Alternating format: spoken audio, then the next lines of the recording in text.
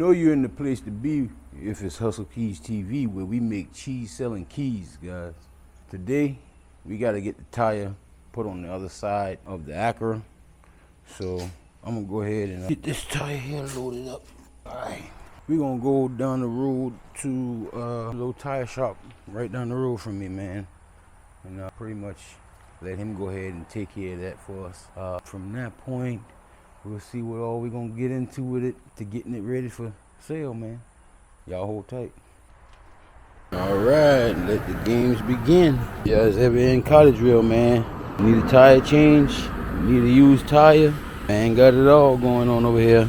That's RC's service station, by the way. All right, so we are done, guys.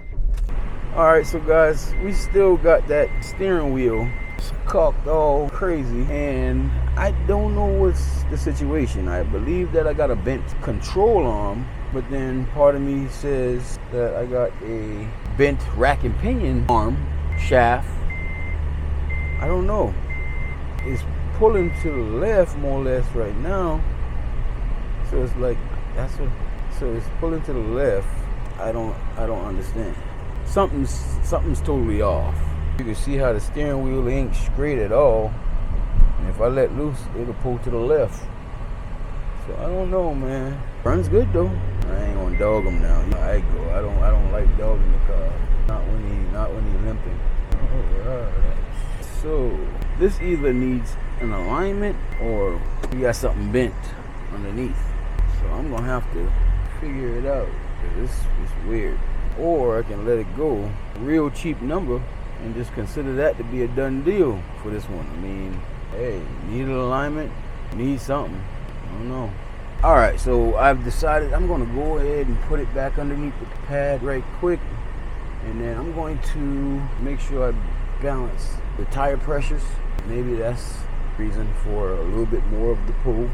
No, I don't see that being the reason for all of the pull that we was experiencing. I think that something else is the case. Maybe a bent tie rod or a bent rack and pinion shaft. Something's causing it. All right, so we got too much air in this tire over here. The one that we just got put on. I expect that though. They don't set the air per your car recommendation. They set the air pretty much to a default, I guess, per shop. Shop, I guess, has their own default. But then there are shops who actually set it to the specific car's recommendation, reassuring that they put the correct pressure in there for you. But no biggie, man. Shout out to RC service station, man. Definitely, they out here located in Cottageville, South Carolina. Guaranteed, guys, they'll get you right, man, for sure. But so we got the tire put on. As you can see, guys, we got that one put on. Now everything is running even. So the only thing I can think of, man, is some sort of damage done here.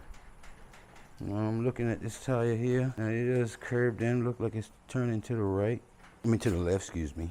But yet this one looks straight.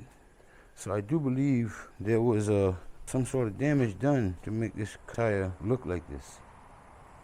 I just need to find out. But there was some kind of damage done to this tire, because this one here, you can see that it's turning to the left some. But then this one here is straight. You see what I'm saying? It's straight. While this one turning in some. So that tells me something's wrong with this tire. Not the tire per se, but the rack and pinion might be bent. The tie rod end might be bent. Something's wrong. So the only thing I can do, guys, is eyeball things. There are more specialized people for this type of stuff, and they can tell right away what's going on. Not only that, they can get underneath this car and really get to see what's going on. I don't think I want to get involved with that, but then I don't know, man. I just this one has a value of about $5,000 maybe, in tip-top shape. But I mean, I wasn't planning on that for this here. Just planning on a quick flip, which, hey, tell somebody else about it. Let them boys know, hey, you may need an alignment or a rack and pinion. One of them, something's bent. And the pictures of when it came to me, that way they can understand the damage a little bit more if they inclined like that. We all think, man, drop your comments below, man. I need to know If it was you guys, what would you do? I mean, the thing running good. I think it's like at 180 plus thousand miles. What would you do, man? Would you just leave that to be enough? What we've done, you know, change the fender. We ain't did nothing special. Change the fender. Of course, I'm gonna clean it up. Yeah, but I'm gonna figure it out. Hold tight. All right, people. So it's lesson time. So I got some customers on the yard right now. Came to look at a car. So they started looking at one car, asking this one question. And this one question, guys, is a trigger for dealers to know that I got somebody where I need them at. So right now we getting a test drive on the Jeep Patriot. And that question came about again. How much would you take? What's your bottom dollar? I'm gonna tell you right now, if you're a dealer or a flipper and you get that question, what's your bottom dollar? This is how you handle it. So we have the car listed at, I don't want to lie, let me check my notes. Okay, I have the car listed at $4,600 cash. It's a 2011 Jeep Patriot with 123,000 miles. Anyways, $4,600. She's like, what's your bottom dollar? Now they already told me in reference to the other car that I got sitting over there in the corner, the Kia Soul, that they had $5,000 cash. That's all I got, $5,000 cash for this car. You know what I mean? Trying to lowball me for that car. Saying we got cash money, $100 deal right now. All right, cool. I needed to know that because I know now how much I can absorb like a sponge. Anyway, so $4,600 is our asking price. I got $3,500 on this one. Oh no, you was way out of ballpark. So I'm like, no, sir, we asking 46. I mean, and it's pressuring. How much you can do? How much you do? What's the lowest? What's the lowest you can do? What's the lowest you can do? What's the lowest? Huh? And I'm like, hey, okay, calm down. I tell you what, I had a guy that said he would give me 4,300. I told him he could take it for 4,300. He said he would be back. You know how that goes. And I leave it at that. I never had a guy that said anything, but I said myself, I priced it at 46 because I want to make 4. So I cut it off to 43 because I want you to think that there's more, in which there is. There is more, and I want you to bring out the more. So the very next thing happens after I say that there is a guy that's offering 43, I'll accept 43, is nah, what about 4? I know I got 4 cash right now. Okay, let me tell you something. I'll take it. I'm gonna just let him push that $4,000 on me. All right, guys, so it turns out that my negotiation skills did not work. They seem to have sensed some brake rotor problems, as in, rotors are warped, I think. I'm gonna drive it myself to see, but it kind of discouraged them from the deal, I guess. So, hey, can't hit them all. He's still swinging. Then I was starting to revert back once I see them drifting away from the Jeep Patriot. I was starting to revert back to my negotiations on the Kia Soul out there that they wanted to get. I told them it was 75. They wanted to get it for 6. I told him 68. He said no, I gotta have it at 6. Now 6,000 would have put us up about maybe 11 or 1,200 bucks profit. But I mean, I ain't too pressed right now, so I can let them sit a little bit longer. Cause really, the retail price on the car right now is at about 10. It's a 2019 with like maybe 55,000 miles. I can't remember. I don't like to lie, guys. Oh, I lied. See, 2019 with 93,000 miles. Do your research on Kelley Blue Book whenever you're watching this video. It can be right now. Go look at Kelley Blue Book's value, retail value from a dealer for a 2019 Kia Soul with 93,488 miles, and let me know if you see the price to be 7,500. All right, people, so we're back at it. I was doing some work. All right, drop this one back. All right, hello, this is him. The what now? Okay, so as far as the ring central, I'm gonna hold off on that right now. Yeah.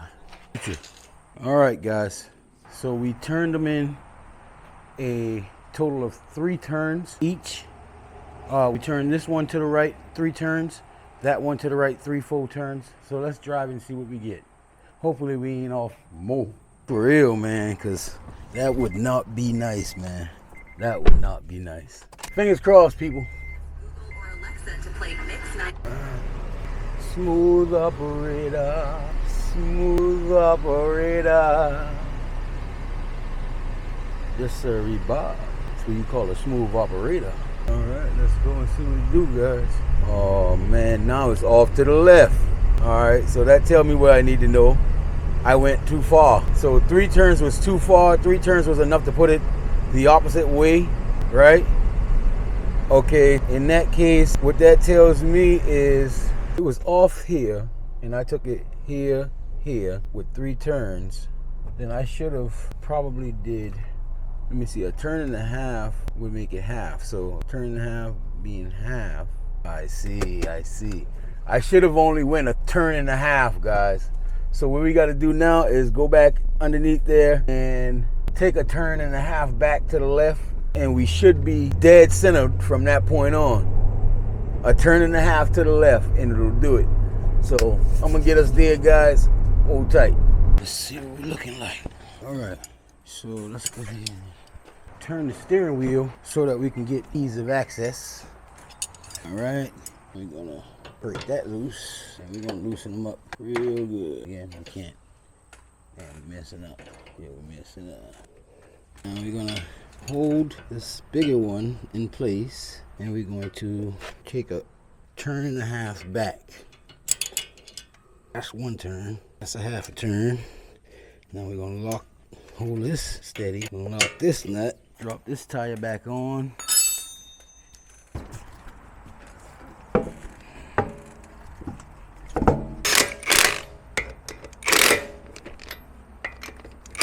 And I'm on to the next one. Oops. I think they give you these sucky magnets so that you can do that and break your tools so you can come back and get another one. Comment below if you guys think the same way. Spin this one all the way around. Ouch. Dang, that I messed up, man. Damn. What is this? 3/4. Okay, let's see if we can do this one here. All right, so for demonstration purposes, I'm gonna take this here, possibly right there. We're just gonna loosen it and tighten it right back up where we got it from. Enough to where we can hand loosen it now. All right, now we're going to hold this, you know what, easier route. That straight up and down, right? And we're gonna loosen this bigger boy here. Oh, my bad, guys. We're gonna loosen him a good bit, right? Just wind him back. Now that we got him loosened, we're able to do what we want. So we want this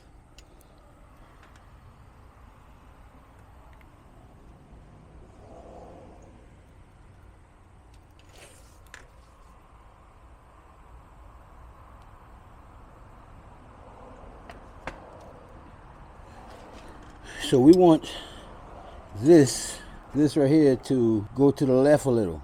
1.5 turns. So 1.5 turns. This here is righty going out.